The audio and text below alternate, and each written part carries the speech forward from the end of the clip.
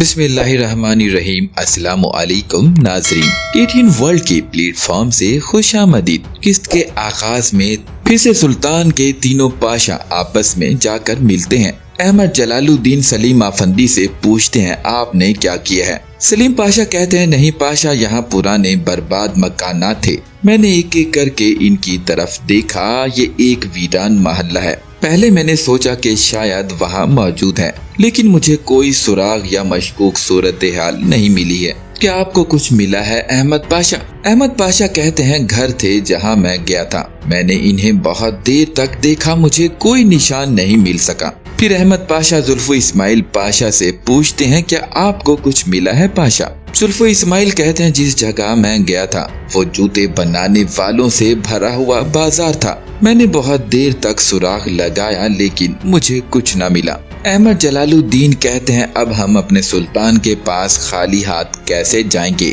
اب ناظرین، ان تینوں پاشاؤں میں سے ایک پاشا ہے جو کہ آگے جا کر غدار نظر آئیں گے۔ اس کے بعد منظر پلٹتا ہے، روس کا شہر دکھایا جاتا ہے، ہیکلر زندان میں موجود ہوتا ہے۔ ایک نوجوان دروازے پر آتا ہے، ہیکلر کہتا ہے تم کون ہو؟ وہ نوجوان جیب سے کاغذ نکال کر ہیکلر کو دے دیتا ہے اور کچھ بتائے بغیر وہاں سے چلا جاتا ہے۔ ہیکلر پڑھتا ہے پیارے مسٹر ہیکلر، میں یلدیز محل سے آپ کا دوست ہوں، شاید آپ مجھ سے نفرت کرتے ہوں لیکن میں عبدالحمید کے پاشاؤں میں سے ہوں اور میں اس سے نفرت کرتا ہوں۔ میں نے اطلاع دی ہے کہ عبدالحمید کے تخت پر چڑھنے کے بعد پہلی بار اس نے انگریزوں کے خلاف ایک بڑا حملہ کیا ہے، اس نے عقبہ کو فتح کیا ہے۔ یہ حملہ ہی وجہ ہے کہ میں اپنے آپ کو جزوی طور پر آپ کے سامنے ظاہر کرتا ہوں۔ میں محل میں انگریزوں کا سب سے وفادار دوست ہوں۔ ہو سکتا ہے کہ آپ اس پر یقین نہیں کریں گے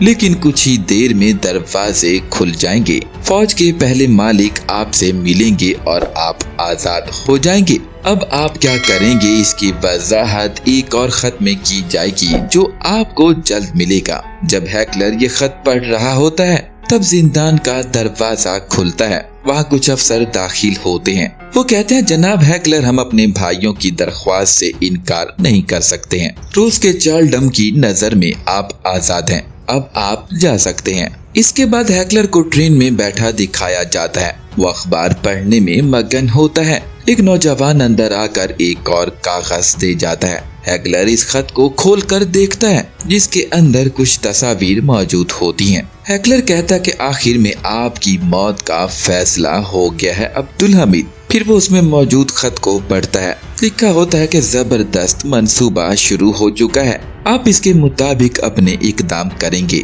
تب تک آپ پایتخت تک نہ جائیں جب تک آپ عبدالحمید کو ختم کرنے کی طاقت نہ رکھتے ہوں، لہٰذا آپ صوفیہ میں ایک بولی یا ٹینڈر کی قیادت کریں گے، صوفیہ میں آپ سے ملنے کے لیے دوست منتظر ہوں گے۔ ہیکلر کہتا کہ آخر کار تم ہار جاؤ گے سلطان آفندی، آخر تم نے ہارنا ہے۔ عقبہ کا منظر دکھایا جاتا ہے، سلطان کے کمانڈر اشرف عزیز اپنے ٹھکانے پر پہنچتے ہیں، وہ اپنے جانثار کو کہتے ہیں کہ آپ کو ٹیبی میں ایک بھی گولی چلانے کی ضرورت نہیں ہے، پہلے محل میں اطلاع کر دو۔ اس کے بعد 4 افراد کو ٹیبی کے قافلے بھیجتے ہیں، قافلے کے تہہ خانے میں انگریز جاسوس موجود ہیں، انہیں وہاں سے نکالو، وہ جانتے ہیں کہ انہوں نے کہاں جانا ہے۔ جانثار پیغام لے کر محل چلے جاتے ہیں۔ پھر اشرف عزیز کے ساتھی حسین کہتے ہیں کہ مجھے یہ سن کر افسوس ہوا۔ اشرف عزیز سر تھامے کہتے ہیں کہ شکریہ حسین۔ علی عثمان کیسا ہے؟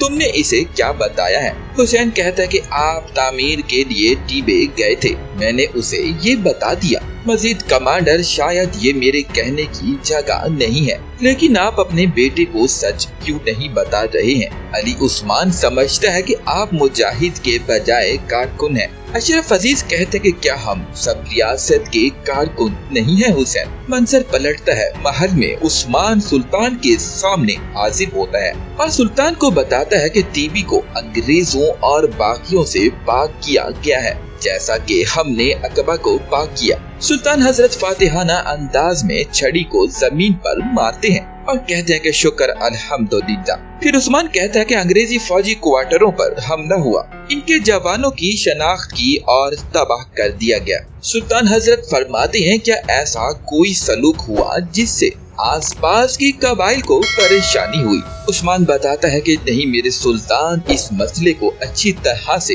हल कर लिया गया। फिर सुल्तान हजरत फरमाते हैं कि सहरा में हमारे शेर ने बहुत अच्छा सलूक किया होगा। उसने कुत्तों को बेदार किए बगैर उनके ख्वाबों को मिट्टी में तब्दील कर दिया है। तहसीन पाशा कहते हैं कि इस रियासत में बहुत से बहादुर आदमी हैं सुल्तान फरमाते हैं कि फौरी तौर पर हुक्म जारी करें, हम अकाबा के साहिल तक रेलें बिछाएंगे। दूसरी तरफ अशरफ अजीज अपने बेटे उस्मान के साथ जा रहे होते हैं। वो उसे कहते हैं कि कुरान पाक मुझे दे दो, कहीं तुम इसे नीचे न गिरा दो। उस्मान कहता कि मैंने आज रात एक ख्वाब देखा, मैं आपको नहीं बता सकता था क्योंकि आप वहाँ नहीं थे। अशरफ अजीज पूछते हैं कि किस बारे में था। बच्चा बताता है कि मैं अपनी वालिदा को सूरत यासीन पढ़ा रहा था, वो मुझे सुनते हुए मुस्कुरा रही थी। उन्होंने सफेद लिबास पहना हुआ था। जब मैं पढ़कर फारिग हुआ तो उन्होंने मुझे गले लगा लिया और मेरे चेहरे पर बोसा दिया। अशरफ अजीज पूछते हैं कि इससे आगे क्या हुआ। नन्हा उस्मान बताता है कि कुछ नहीं, फिर मेरी आंख खुल गई। अशरफ अजीज कहते हैं कि ये एक अच्छा ख्वाब है, आपने अपनी माँ को आपसे गले मिलते देख लिया। नन्हा उस्मान कहते हैं कि क्या आप भी मेरी माँ को अपने ख्वाबों में देखते हैं बाबा? अशरफ अजीज कहते हैं कि कभी कभी देख लेता हूँ। क्या आपने भी अभी तक इसे हिफ्ज कर लिया है? उस्मान कहता है कि तकरीबन मैं इसे हिफ्ज करने वाला हूँ, मैं थोड़ी ही देर में हिफ्ज कर लूंगा। फिर वो दोनों बाप बेटा चलने लगते हैं। उस्मान कहता है क्या आपने सुना कि उस्मानी फौजियों ने यहाँ दुश्मन का मुकाबला किया? अशरफ अजीज कहते हैं मैंने सुना है। उस्मान कहता है कि हमारे फौजी बहुत बहादुर होंगे, वो इन हथियारों को उठाने और चलाने के लिए बहुत मजबूत होंगे ना बाबा?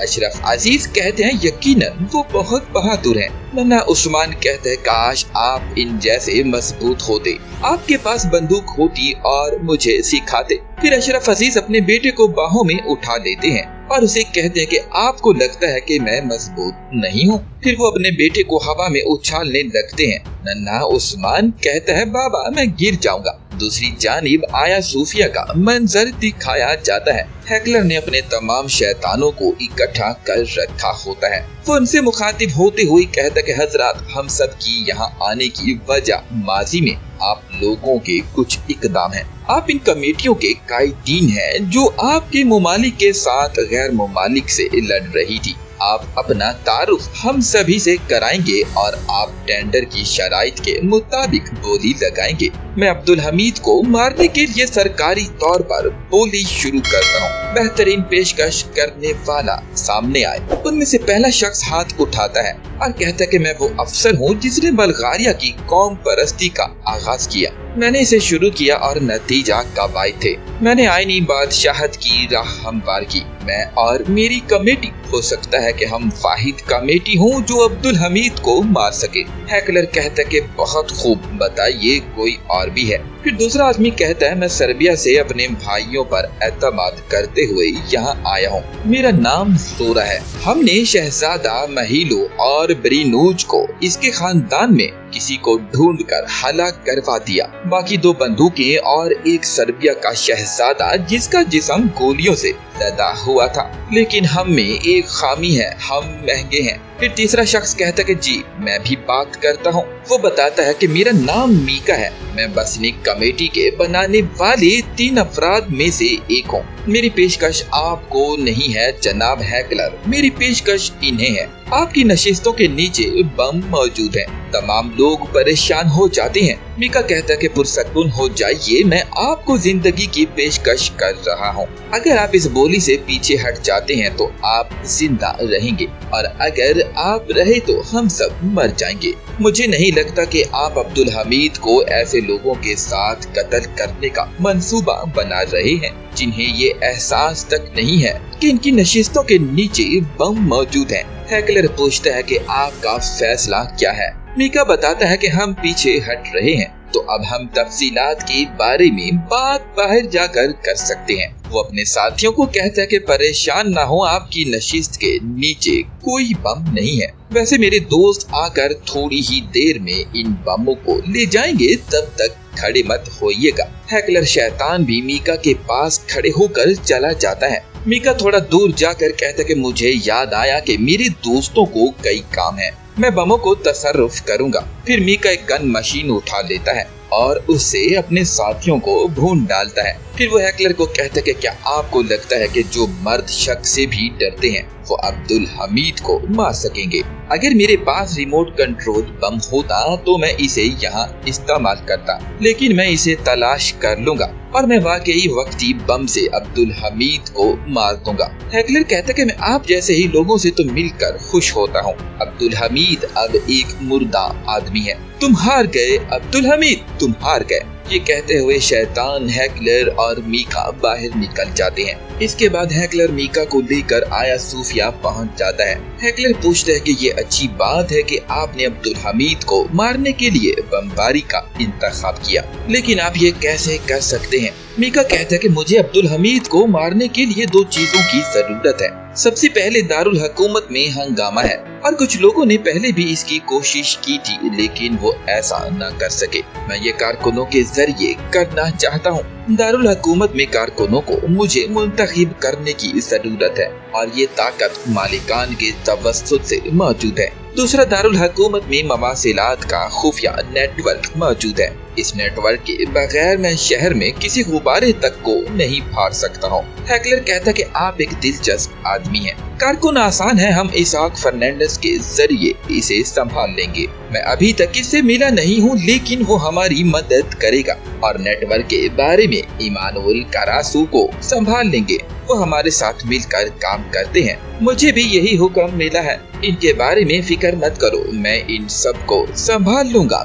मीका कहता कि मुझे किसी और चीज की जरूरत नहीं है। हैकलर कहता कि क्या तुम्हें पैसे की जरूरत है? मीका कहता कि मैं कातिल नहीं हूँ जनाब हैकलर, मैं एक इनकलाबी हूँ। हम एक मकसद के लिए इकट्ठे हुए थे, हम अब्दुल हमीद को मारेंगे और जब हम अपनी मुहिम में कामयाब हो जाएंगे तब हम अपनी रास्तों पर चलेंगे। हैकलर कहता है तो हम अपना काम शुरू करते हैं। हमारा पहला काम ये है कि मैं चाहता हूँ कि तुम अकाबा में सल्तनत उस्मानिया के रेलवे के मुतालिक जो कुछ भी जानते हो इसे खत्म कर डालो। फिर हैकलर एक फहरिस्त को निकालता है और कहता है कि सल्तनत की रेलवे फैक्ट्रियों और गोदामों के मकामात, ये पोशीदा मालूमात इसमें मौजूद है। कुछ को सभी जानते हैं लेकिन कुछ को कोई नहीं जानता है। मैं चाहता हूँ कि तुम इन सब को खत्म कर डालो। मीका इस फहरिस्त को देखकर कहता कि अहमद के बेटे अशरफ अजीज उकाबा। हैकलर कहता क्या तुम इसे जानते हो? मीका कहता कि इस आदमी की मैं एक लंबे अरसे से तलाश में था।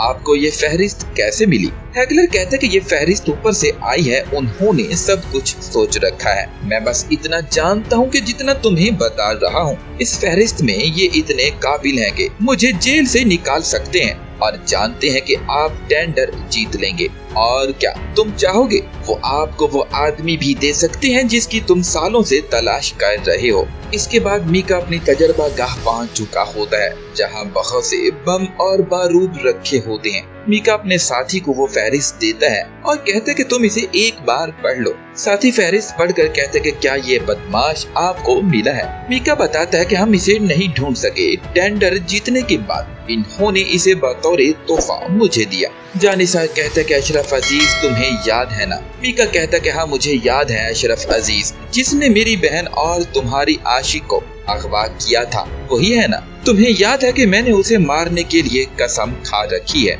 मीका का जानिसार एक सलीब निकाल कर उसे चूमता है और कहते कि क्या आपको मुझे इसकी जिंदा खाल और इसके दिल में छुरा मारने की इजाजत दे रहे हैं? मीका कहता कि मेरी मुस्लिम बहन को तुम मार सकते, लेकिन अशरफ अजीज वो नहीं मरने वाला। इसे हर दिन तकलीफ से गुजरना होगा। हमें मालूम हुआ है कि इसका एक बेटा भी है और मैं इसे दिखाता हूँ कि कीमती चीजें खोने का क्या असर होता है। वो रोज मरेगा और उसे रोज तकलीफ पहुँचेगी। तुम वहाँ पर अकबा का मामला संभालोगे और इस फहरिस्त में शामिल अड्डे, गोदाम, वहाँ मौजूद लोगों को जमा करोगे और इनकी जगहों को संभाल लोगे। ये टेंडर बहुत अहम है, हमें गलतियाँ नहीं करनी है। साथी कहता कि हम ये कर सकते हैं। इसके बाद अकाबा में रात का मंजर दिखाया जाता है। उस्मान अशरफ अजीज से कहता कि बाबा चले अम्मी की कब्र पर चलते हैं और मैं ऊंची आवाज में सूरत यासीन पढ़ूंगा। अशरफ अजीज भी अपने बेटे से बातें कर रहे होते हैं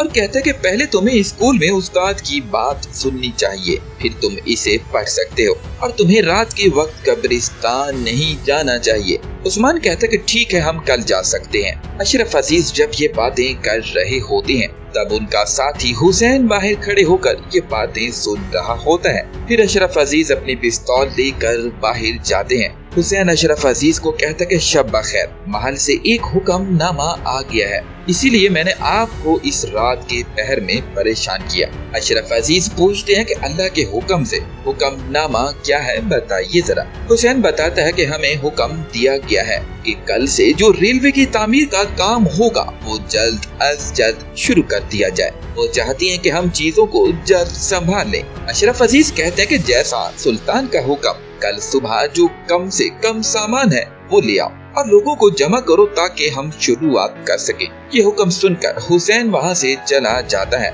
अशरफ अजीज एक नजर भरकर बाहर देखते हैं कि कोई जासूस वहाँ मौजूद तो नहीं है, लेकिन उसी दौरान मीका का जानिसार वहाँ पर जासूसी करते हुए लिबास तब्दील करके पहुँच चुका होता है। वो अशरफ अजीज के ठिकाने को देखकर वापिस चला जाता है। दूसरी तरफ पाया तख्त में सुबह का मंजर दिखाया जाता है। महमूद पाशा सुल्तान के सामने हाजिर होते हैं। वो बताते हैं कि सुल्तान, क्या हम थिसालुनुकी में बादशाहों से खबर नहीं दे सकते हैं? सुल्तान हजरत फरमाते हैं कि जिस शख्स की हम तलाश कर रहे थे वो रेलगाड़ी में मुर्दा पाया गया, इसकी तफ्तीश जारी है। मैंने पाशाओं को थिसालुनुकी की सूरत हाल की तहकीकात के लिए वक्त दिया है, वो जल्द ही वापिस आ जाएंगे। फिर इतने में वहाँ पर तहसीन पाशा आकर बताते हैं कि सुल्तान दारा में हमारी रेलवे फैक्ट्री में धमाका हुआ है। सुल्तान हजरत परेशान होकर पूछते हैं, पाशा आप ये कैसी बात कर रहे हैं, आइए फौरन से डाक खाने चलते हैं। फिर सुल्तान हजरत खड़े होकर वहाँ से तशरीफ ले जाते हैं। दूसरी तरफ अकबा में फैक्ट्री का मंजर दिखाया जाता है जहाँ मजदूर काम में मसरूफ होते हैं। अशरफ अजीज भी वहाँ पर ड्रम उठाकर पहुँच जाते हैं और वो कहता है कि मेरे बहादुरों, ज्यादा काम करो और ज्यादा, हमें जितनी जल्दी हो सके इसे मुकम्मल करना है। तमाम लोग कहते हैं कि जैसा हुक्म कमांडर आपका। फिर अशरफ अजीज फैक्ट्री के कमरे में चले जाते हैं और अपनी पिस्तौल को चेक करते हैं। वो खुद से बात करते हुए कहते हैं कि जहाँ बच्चे हों आप वहाँ कहीं भी ना हो। फिर वो अपने पिस्तौल को दराज में छुपा देते हैं और चोखा पहनकर बाहर निकल जाते हैं। वो जाते हुए हुसैन को कहते हैं कि मैं स्कूल जा रहा हूँ। अशरफ अजीज रास्ते से गुजर रहे होते हैं, तभी उनके पास से एक बारूद की गाड़ी गुजरती है जिसे वो आम सामान समझकर गुजर जाते हैं। दूसरी जानिब सुल्तान हजरत टेलीग्राम वाले कमरे में मौजूद होते हैं। वो तहसीन पाशा से पूछते हैं कि बताइए क्या खबर आई है। तहसीन पाशा बताते हैं कि धमाका बमों की वजह से हुआ था, ये एक हमला था। सुल्तान हजरत फरमाते हैं कि ये अकाबा की तरफ से है। फिर इतने में एक और टेलीग्राम मौसूल होता है। तहसीन पाशा खबर पढ़कर बताते हैं कि बगदाद में हमारे गोदाम में धमाका हुआ, सब कुछ तबाह हो चुका। सुल्तान हजरत फरमाते हैं, पाशा मुझे नक्शा दो। दूसरी जानिब स्कूल में उस्मान तालीम हासिल कर रहा होता है। फिर वहाँ पर अशरफ अजीज पहुँच जाते हैं। वो अपने बेटे को पढ़ते हुए देखते हैं। उनके उस्ताद कहते हैं कि अली उस्मान, आपने बहुत अच्छा सबक पढ़ा। अशरफ अजीज अपने बेटे को देखकर बहुत खुश होते हैं। दूसरी जानिब सुल्तान हजरत नक्शे को देख रहे होते हैं। वो कहते हैं कि एक एक करके वो रेलवे की फैक्ट्रियों और गोदामों को निशाना बना रहे हैं, हलब शायद अडाना। इसके बाद तहसीन पाशा को एक और टेलीग्राम मौसूल होता है। वो बताते हैं सुल्तान हलब में भी धमाका हो चुका है। दूसरी जानिब अकबा की फैक्ट्री में मजदूर काम कर रहे होते हैं और इसी दौरान इस फैक्ट्री में भी धमाका हो जाता है। अशरफ अजीज धमाके की आवाज सुनकर फैक्ट्री की जानिब दौड़ते हैं। फिर वो वापस पलटकर उस्ताद को कहते हैं कि बच्चों को यहाँ से हिलने नहीं देना, आप यहीं मौजूद रहें। अली उस्मान, तुम भी यहीं रुकोगे। दूसरी जानिब फैक्ट्री में पैदल पैर धमाके हो रहे होते हैं और तमाम मजदूर जख्मी या शहीद हो चुके होते हैं। उधर सुल्तान हजरत फरमाते हैं कि हमारे गोदामों और कारखानों को निशाना बनाया जा रहा है, जानबूझकर इन्हें निशाना बनाया गया। तहसीन पाशा कहते हैं कि सुल्तान, ये अकाबा का काम है, लेकिन इसके पीछे कौन है? सुल्तान हजरत फरमाते हैं कि मेसन का इजलास इसके पीछे है, हम इसे रोक नहीं सके, हम इन्हें मजबूत होने से नहीं रोक सके। दूसरी जानिब अशरफ अजीज फैक्ट्री में पहुंच जाते हैं। वो देखते हैं कि बहुत से मजदूर शहीद हो चुके हैं या जख्मी हालत में तड़प रहे हैं। फिर अशरफ अजीज अपने साथी हुसैन के पास पहुंचते हैं। वो भी शदीद जख्मी हालत में होता है। और बेहोश होता है। अशरफ अजीज पुकारते हैं कि मेरे शेरों खड़े हो जाओ। दूसरी जानिब अली उस्मान स्कूल से भागकर बाहर निकल जाता है। वो बाहर जाकर लोगों को देखता है कि क्या हुआ। अशरफ अजीज अपने साथी को कहते हैं कि सारे घोड़े और खच्चर लाओ, हमें जख्मियों को डॉक्टर के पास लेकर जाने की जरूरत है और महल में खबर भी कर दो। सब लोग अपने घरों से कपड़े और ताने बाने का टुकड़ा लेकर आए, हमें इन्हें फौरी तौर पर यहाँ से निकालने की जरूरत है और मैं घर जाऊंगा और जो जरूरी होगा लेकर आऊंगा। उधर अली उस्मान भी अपने बाबा को देख लेता है कि वो तो उस्मानी फौजियों की तरह से काम कर रहे हैं। इसी दौरान अली उस्मान को मीका का आदमी पकड़ लेता है। इस शख्स ने निकाब कर रखा होता है। अशरफ अजीज इसके पीछे दौड़ पड़ते हैं और कहते हैं कि मेरे बेटे को छोड़ दो। मीका का आदमी बच्चे को लेकर तेजी से सीढ़ियां उतर जाता है। अशरफ अजीज भी इसके पीछे दौड़ रहे होते हैं। इसके बाद मीका का आदमी अली उस्मान को लेकर एक तंग गली में पहुंच जाता है। अशरफ अजीज उसके सामने आ जाते हैं। मीका का आदमी कहता है कि अगर तुम करीब आते हो तो मैं पहले इसे मारूंगा फिर तुम्हें मारूंगा। अशरफ अजीज कहते हैं ठीक है, मैं आगे नहीं आऊंगा। मीका का आदमी कहता है कि अपने हथियार निकाल कर फेंक दो। अशरफ अजीज कहते हैं मेरे पास तो कोई हथियार नहीं है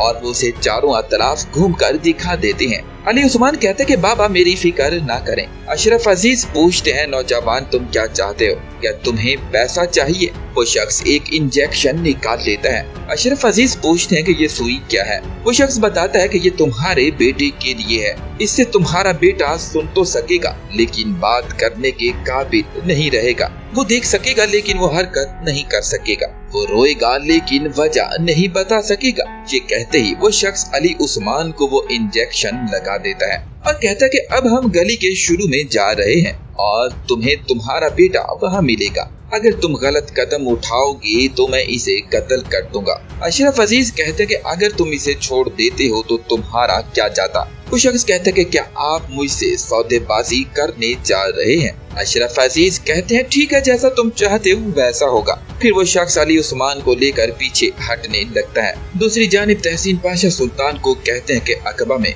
वाक़ हमारे रेलवे गोदाम पर भी हमला हुआ। सुल्तान हजरत फरमाते हैं कि ये आखिरी जगह बाकी है, हम इस गोदाम की हिफाजत करेंगे जिसे कोई नहीं जानता है। हम वहाँ रेलवे रास्ते यकाबा तक ले जाएंगे। तहसीन पाशा हुक्मनामा लिखने लगते हैं। दूसरी जानिब अशरफ अजीज आगे बढ़ने लगते हैं और इसी दौरान अली उस्मान दौड़कर अपने वालिद के पास पहुंच जाता है। अशरफ अजीज उसे उठाकर गले लगा देते हैं। मंजर पलटता है, सुल्तान हजरत महल के बाग में पहुंच चुके होते हैं। वो सोचते हैं कि एक रेलवे सड़क, एक मरा हुआ आदमी और 3 पाशा। मेरा मरा हुआ भाई, एक वसीयत नामा और थिसालुनुकी में एक घर, दारा, बगदाद, हलब, अकाबा, अडाना, बम, इंतकाम। वो कड़ी से कड़ी मिला रहे होते हैं और गहरी सोचों में चल रहे होते हैं। इसी दौरान तहसीन पाशा वहाँ पहुँच जाते हैं। सुल्तान हजरत फरमाते हैं कि हम इसे रोक नहीं सके पाशा, हम नहीं जान सके कि इजलास में कौन शरीक हुआ, इसकी कीमत हमें देना होगी।